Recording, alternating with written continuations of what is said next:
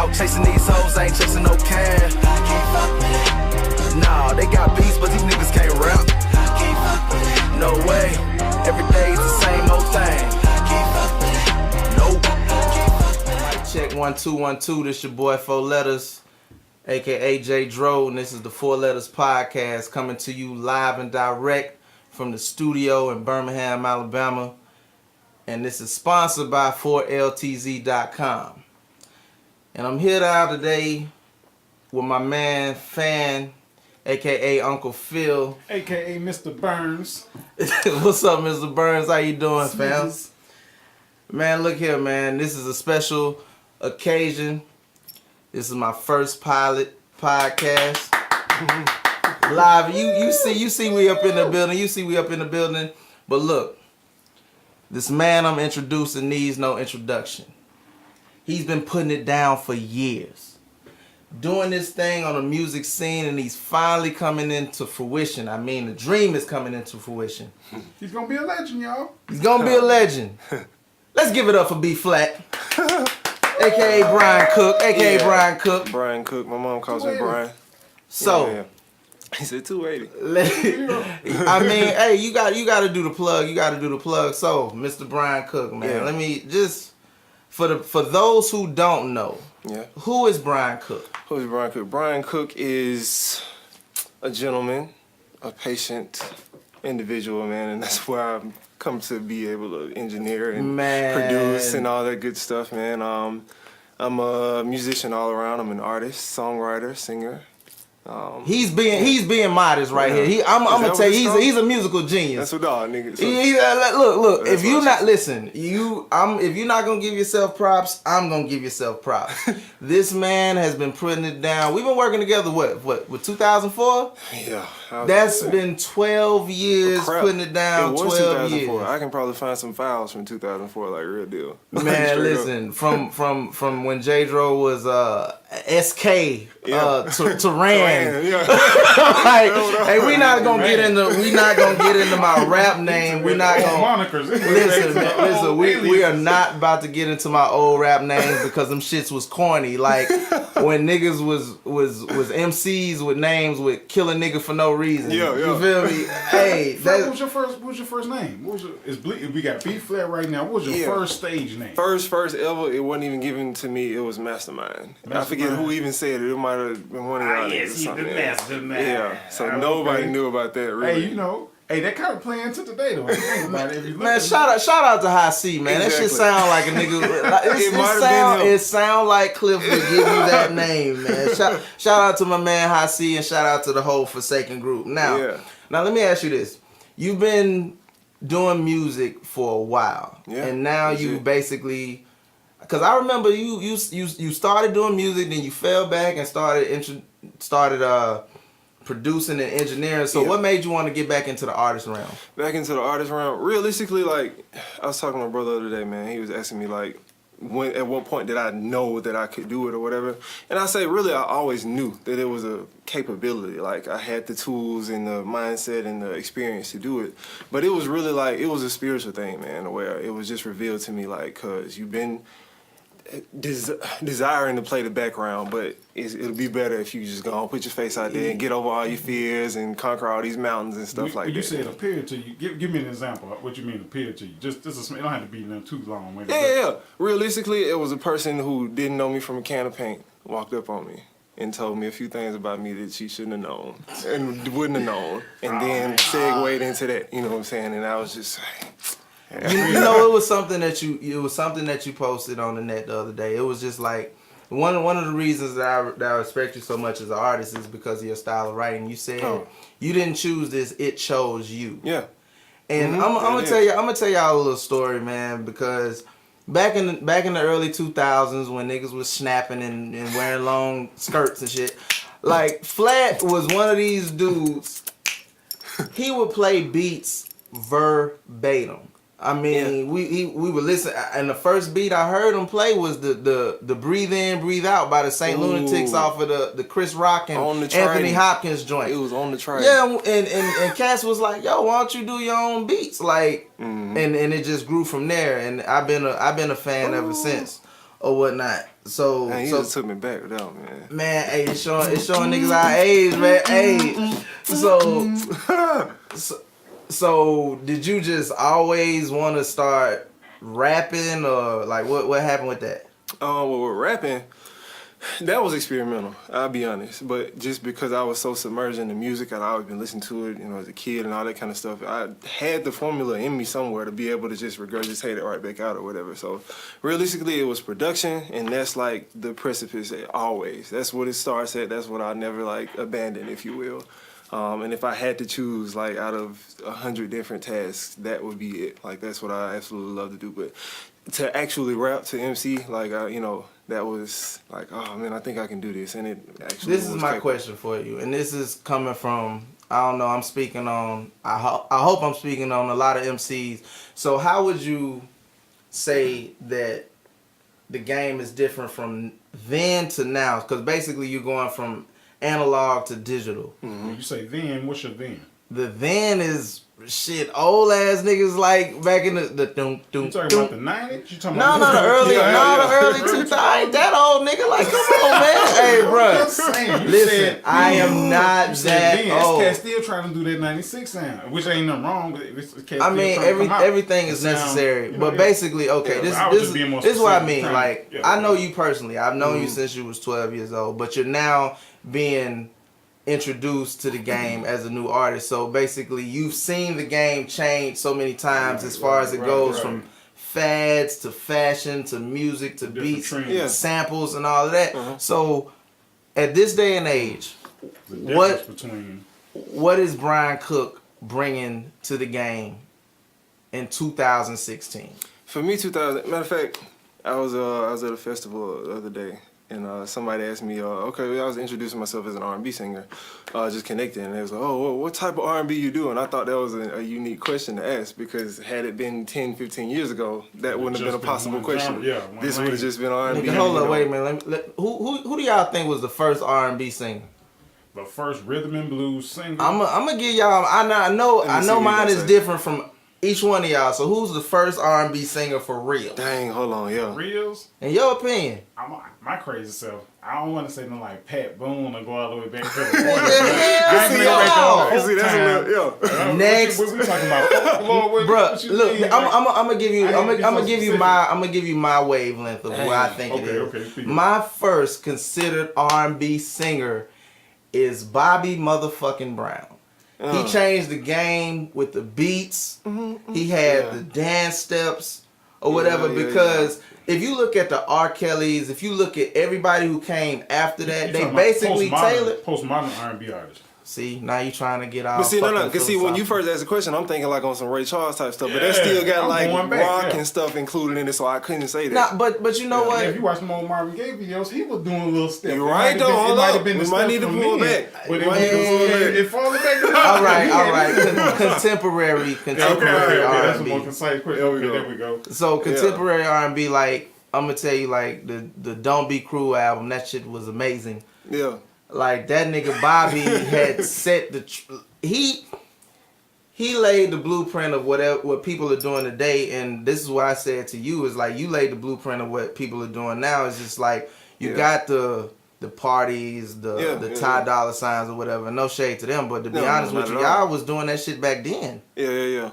And see, okay, and to kind of segue back into the question, like when I was asked that question, I thought about exactly what you just hit on. You got different segments of R&B now. You got R&B that really, to me, technically sounds like rap. It sounds like hip hop, because I don't know, the thing that's different about today, you mentioned the digital era, like I can go on for days about that, but it's all so intertwined. Everything sounds like something. Even if you got a pop star, like they can put out a record that legit sounds like an R&B song to me.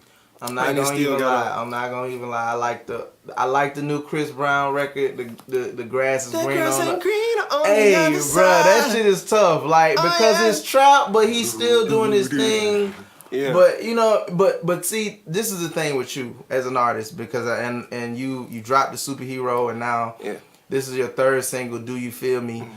And basically your style of writing, because I'm an R&B cat. Yeah. 100%. But this is where I feel that R&B just fell off, is because they was like, This is the wind beneath my wings, and I can bring you some other things. Like, that shit is old. Like, to be honest with you, like, I like it, but damn. You talking about ballads? But that's what they do. It's just like they put it in a box. You know what I'm saying? It ain't R&B unless it's Joe or Brian McKnight. But like, I mean, he's a fairly young man. You don't want to see him up there performing in a tuxedo. Like, he ain't in Vegas yet. Yeah. Residency already. So there we go with the what inspires you to write and what inspires you to write how you write. Okay, and I understand where you're going when you say how I write. In that question, I'm gonna think about superhero, for example, because it's not just a song that's, hey, I like you, you should like me too, let's get together. You know what I'm saying? And even with the matter of fact, I'm gonna tell you what it is, and we can go into some influences as well, people-wise. I ain't ashamed to say it. I used to be, and realistically still am, The Dream fan. Terrence Nash. Nash, hey man, drop some hot shit. Exactly. You've been cold out here, man. I rock with you, Dream. Like I rock with you. I still am a big fan. Yeah, so I had to say that when I go back. I love your girl. Like that nigga inspired to fuck other niggas' bitches. He inspired them. I love your girl. Yeah. And so listening to maybe I'll say his first 3 major releases, like it was a lot of what I like to call themed songs on there. Where the song might have been called Lioness, and he was talking about a powerful woman. He didn't do this, actually. I might need to jot this down. Talking about a powerful, independent woman or whatever, but it was all references of the Sahara. He might have been saying something about the pause or something, whatever. It was all...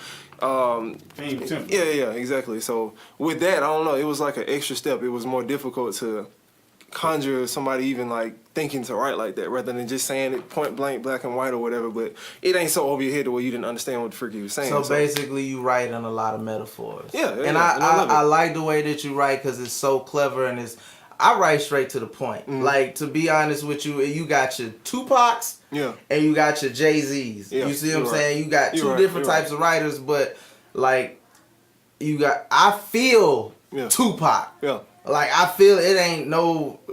I just feel it. Mm-hmm. But with Jay-Z, he gonna say some more shit that's clever or whatever. Mm-hmm. So you have no writing partner. You write everything yourself. Yeah, definitely. Speaking of feeling, so who you feeling? Or who your influence? Influences now, oh God. I mean, it's probably everybody I listen to. But I'll say coming up, especially production-wise, of course, I cannot answer that question without mentioning Pharrell Williams, Chad Hugo, when they was doing their, coming up doing their thing or whatever. I can remember sitting in front of the TV watching music videos of other artists, and I knew it was theirs. And for y'all listening to this, man, don't think that Pharrell see, this shit is a marathon. Like, people think it's a sprint. Pharrell been in the game since 1992. You see what I'm saying? Easy. So it's that whole Virginia, and this is a perfect segue. And I saw on your Instagram that you basically working with Blackstreet. Yeah. And they were an offspring of Teddy Riley, and Pharrell was an offspring of Teddy Riley. So it's a 6 degrees of separation. So how was it working with Blackstreet? Man, it was cool, man, because I mean, realistically, like you was a fan? I was, yeah. That's what I was about to say. I mean, the Another Level album, like that was my joint. You know what I'm saying? That was my introduction to that form of R&B or whatever. So even working with such esteemed voices that I could recognize, and I'm sitting there like, oh yeah, that nigga did that run on this song. Stuff. It was just cool. Who was the first? You know what? I ain't gonna ask that. When did you feel like, man, I'm on my way? Not to sound cocky, that's my question, but to you that you was like, all right, I need to do this because I got this. Yeah, to be honest with you, man, for y'all that don't know, like, you had a long road to get here. Yeah. So how did you get here? You making beats off the Nelly. Mm-hmm. So where do you go from there? Man, realistically, and this is a very recent answer. When did I feel like it? And I'm always gonna remember this date. It was January 25th, 2016. And we just at the tail end of 16 now. To go along with the question that I answered for Pia a second ago, it was when I did that which was uncomfortable. Like basically, like I was comfortable having the blinds closed, and I'm just gonna sit at this desk and play on this keyboard and edit these vocals. But I was like, cause what I really didn't want to do, just cause I just wanted to chill and just still be able to go to the grocery store, go to Walmart and pick up some batteries, is be an artist and get my face doing all these photo shoots and all this. And look, I'm surprised how many success stories start off like this. No, Yeah, and to be and to Doing keep something more it comfortable doing. to keep it a buck, man, because nowadays there's a lot of cats out here that's just like faking the funk and they shit is trash. For real, man. No, nigga, for fake. Like you see that? Listen. Look, now this is real talk. Is because you see a cat on YouTube or wherever, and this nigga got 10 million views, and his song is trash. Yeah. But people, the casual fans, like, oh, he doing something. Like, nah, man. But I've always told Flat, I'm like, dude, you got it. You know what I'm saying? Because we've been working on stuff, and I'm happy to see where you've come from and where you've gone, and I'm just I'm honored to do this first interview. Yeah, cool. You see what I'm saying? Yeah, So I appreciate you, man. so what's up? Since you like a R&B R&B guy, like what's up? You got a relationship popping? Is there a Miss Flat or? Oh Lord Jesus Christ, Nazareth. there. Yeah, exactly. Yeah. We ain't talking Man, about this music ain't no no more. damn lipstick alley, but I'm just being real. Like, I mean, this for the female fans that want to know. Like, Well, that's that. You know. Yeah, that's yeah. a good point. I mean, So yeah, the answer is no right now. There has been, but the answer is no right now, man. so to be honest with you, They like, still got hope out there. they hoping and wishing. That should be a song. Hoping and wishing. 4-letter word, hope. Message. Yeah. But anyway, but like, okay, as in dealing with women in this business, you know this is not easy. You know it's not your typical 9 to 5 working in a cubicle, coming in at 8 or whatever, getting off. So how do you? So basically, they just got to get in line. Yeah, or I mean, as I talked to one of my partners the other day, he was like, man, he was frustrated about something, and he was like, man, I think she got to have something going on too. You know what I'm saying? He threw it out there, and he wasn't really. I don't know if he was really thinking about the depth of what he said. You have to be busy. Yeah. I don't know if he Stop thought about the depth following me. Like, come on, man. So I think in that regard, it could probably work out a little bit better. Or if she was a part. Matter of fact, I went to a show maybe in like May. I remember it. That particular show I went to, and the artist was on stage. He had a few openers, and before it was an intermission before his set, and his chick came on stage and did some talking or whatever about the merch table out there and and all this kind of stuff what they was doing on tour. Like, cause she on tour with him. Like, real deal. Like, she found a job within his whole machine and is working it. And I was like, I bet that junk is working Staying out. busy. Listen, she man. made her lane. Listen. I'm finna drop a little game for y'all, man. You know what I'm saying? It's what y'all tell y'all ladies, man. You got one job. You take care of me, I take care of us. Shit sounds sexy. I mean, for real. Like, hey, man, copyright the shit. But but that's real though, because at the end of the day, it's like, I know even dealing with homeboys, when you ascending, it feels like, dang, man, my man's is leaving me. But like, Yeah. but dudes is really insecure about that shit. It's not that they want to be, but it's natural because they never have dealt with a situation like this. And the women is different because they're in a more nurturer role. They feel like they have to kind of, I want to take care. I need to take care of it. Well, take care of this motherfucking sandwich that I need. Like, but to be honest with you, like, that's cool. It's like some of the, now we just segued into women. Some of them want to be loved but don't know how to be liked. Period. Like, this is just stay in your lane. Let me do me. I'm not gonna leave you because I'm comfortable with you. But now I was dealing with a female. I was, trying to do this rap shit. But at the end of the day, it was just like, I got that, but I didn't know how to deal with it then. Yeah. So now it's just like, man, I'm like, yo, if I'm not feeling it, man, get out of here. Yeah. Get out of here. Just fall in line. Yeah. So the month of October, man, this is November. It's a lot Shout out to KD205 for Yeah, getting yeah. married out here, man. It's KD. And I see you out here making waves. You no longer an artist, man. You out here singing at people's wedding, like Oh, Grammy man. Award winning. That's called work. He said that's I'm Work just on- how did that happen? Like, how did you even meet my man's RL, man? Man, Shout I out don't to know. Next, yo. Yeah, I don't know how, but realistically, it was as you say. Matter of fact, you mentioned a very cool term a second ago, the 6 degrees of separation or whatever, and Yeah, right. there was a mutual artist that we had ties with, and it was just normal day to day, just going into the office and doing work and leaving, going, and through that process, I mixed a record from my girl Rocky called Belvedere. And he's doing really well right now. Is she his artist or? No, not his artist. She's very much so independent right now. I don't know how much longer that's gonna last, but she had a record. He heard it and he was like, "Oh man, who mixed this? You know, who put a hand on this or whatever?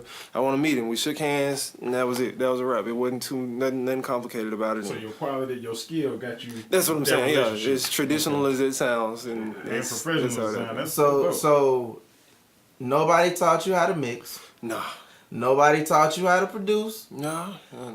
You see that, ladies and gentlemen, Self-made. that's the difference between gifted and talented. Like, Okay. I ain't gonna lie, like I've been working hard at this shit, but like you said, you didn't choose it chose you. Exactly. So Yeah. so how long accumulated would you say you've been doing this music? Oh man, full time I'm gonna say, and I'm gonna break it down. Full time we're gonna say 8 years. With engineering and just having my hands on the transformers and the bells and whistles and stuff like that. But overall, we're gonna give it a smooth 13. All right, I'm Smooth gonna just say like this because I'm speaking from an artist perspective myself. It's just like, when is it the most fun for you? The most fun for me is when, and I know this is probably horrible because it's teamwork make a dream work, but when I'm in the studio by my doggone self. Because you create. Yeah. There's no other like. All artists, it gotta be the creation point. That is all to me. I know when I create, that's the most fun Nigga, part. you ain't created no album, bro. Hey, bro, When I do create, Listen. whether it's creating a sandwich or creating a song, while I'm making my sandwich or while Sandwich. I'm laying my vocals, Listen. that's the best part. Yeah. Of it. And I would speak- agree with you. And So you matter said of fact, yourself, late night shift. Speaking of that, when I'm in the studio by myself, the sun's gone down. This doggone cell phone in my hand has quietened down. That's usually towards the midnight hours, a.m.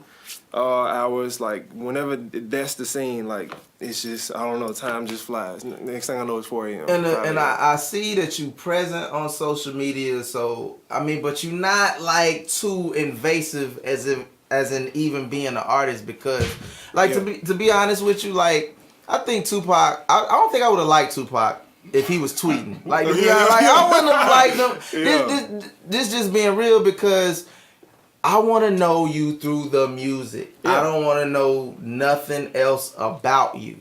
Yeah. You see what I'm saying? So like, how do you keep your privacy but still not compromise your brand or compromise yourself? Like, being so ubiquitous, yeah. I mean, well, what I like to share, I'll say, and I don't know if this is gonna stick forever, but I'm around music a lot, like daily.